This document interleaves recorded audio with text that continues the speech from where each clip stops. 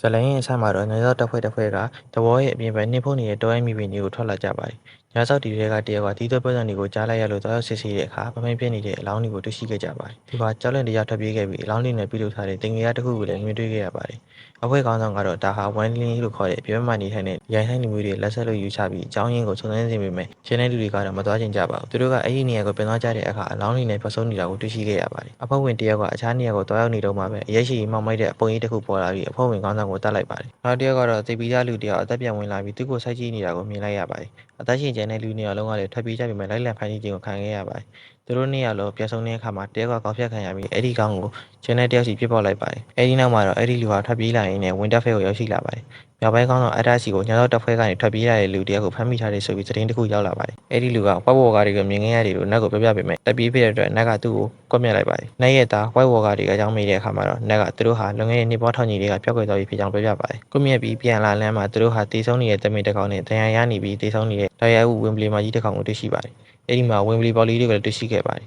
။ကျွန်းစုနိုးကစတာမီတာစုဝင်ကလေးတယောက်ချင်းစီအတွက်ဝင်းပလီတစ်ကောင်စီယူဖို့အကြံပြုခဲ့ပါတယ်။သူတို့ပြန်အထွက်မှာကျွန်တော်ကနောက်ထပ်ဝင်းပလီတစ်ကောင်ထပ်တွေ့ခဲ့ပါသေးတယ်။အဲ့ဒီအခါတီယွန်ကဒါကမင်းတိုက်ပဲကျွန်းစုနိုးလို့ပြောလိုက်ပါတယ်။ခொနပီတောင်ရဲ့မြို့တော်ဖြစ်တဲ့ကင်းစလန်ဒင်းမှာတော့ဘီရင်ရဲ့လက်ရုံးဖြစ်သူဂျွန်အာရင်ရဲ့စာပနာကိုကျင်းပနေပါတယ်။ဂျီမီလန်နက်စတာနဲ့သူ့ရဲ့အမဆာစီလန်နက်စတာတို့ဟာဂျွန်အာရင်ဘာတွေသိပါလဲဆိုတာကိုသူတို့တက်ဆွေးနွေးနေကြပါတယ်။နတ်ရဲ့ဇနီးကတ်တလင်းစတာကဂျွန်အာရင်အဖျားနဲ့ဆုံးသွားသွားပြီဖြစ်ကြောင်းနောက်ကိုလာပြောပြပါတယ်။နတ်ဟာစိတ်မကောင်းဖြစ်နေတော့မှပဲဘီရင်နဲ့မိဖုရားတို့ကဝင်းတက်ဖဲကိုလာနေပြီဖြစ်ကြောင်းကတ်တလင်းကထပ်ပြောပါတယ်။နတ်ရဲ့သားဘရန်ဒန်ကတတိုင်းမုန်ကန်တီကြည့်ပြီးဘီရင်ကြီးစစ်ကြောင်းကြီးလာနေတာကိုတွေ့လိုက်ရပါတယ်။သူတတိုင်းနေပေါ်တတ်တာကိုတော့သူ့အမေကလုံးဝမကြိုက်ပါဘူး။စတက်မီသားစုတစုလုံးဘီရင်ကြီးကိုကြိုဆိုဖို့တန်းစီဆောင်နေကြပါတယ်။ဘီရင်ကြီးရောဘတ်ဖက်ရတီယွန်နဲ့မိဖုရားဆာစီလန်နက်စတာတို့ရောက်ရှိလာပြီးတော့ဘီရင်ကြီးကနတ်ကိုရင်းနှီးနှုတ်ဆက်ပြီးကွဲလွန်သူနတ်ရဲ့နမဖြစ်သူကိုဂါဝရပြုဖို့သွားပါတယ်။ဘီရင်ကြီးရောဘတ်ကနတ်ကိုဘီရင်လက်ရုံရသူအစ်လက်ခံဖို့နဲ့သူ့ရဲ့သားနဲ့နတ်ရဲ့သမီးဆန်စာတို့ကိုလက်ထပ်ပြီးဖို့ကမ်းလှမ်းပါတယ်။ရောဘတ်ကသူဟာတာဂီရန်တွေကိုအိမ်မက်ထဲမှာတော့တတ်နေတော့မေးလို့ပြောတဲ့အခါနတ်ကသူတို့တွေမရှိတော့ပါဘူးလို့ပြန်ပြောပါတယ်။ဒါပေမဲ့ရောဘတ်ကအားလုံးတော့မဟုတ်ဘူးလို့တုံ့ပြန်ခဲ့ပါတယ်။တစ်ဖက်မှာတော့ဒန်နယ်ရစ်တာဂီရီယန်နဲ့သူ့ရဲ့ကိုဘဆယ်ရီတာဂီရီယန်တို့ကပန်တူးစ်မြို့မှာ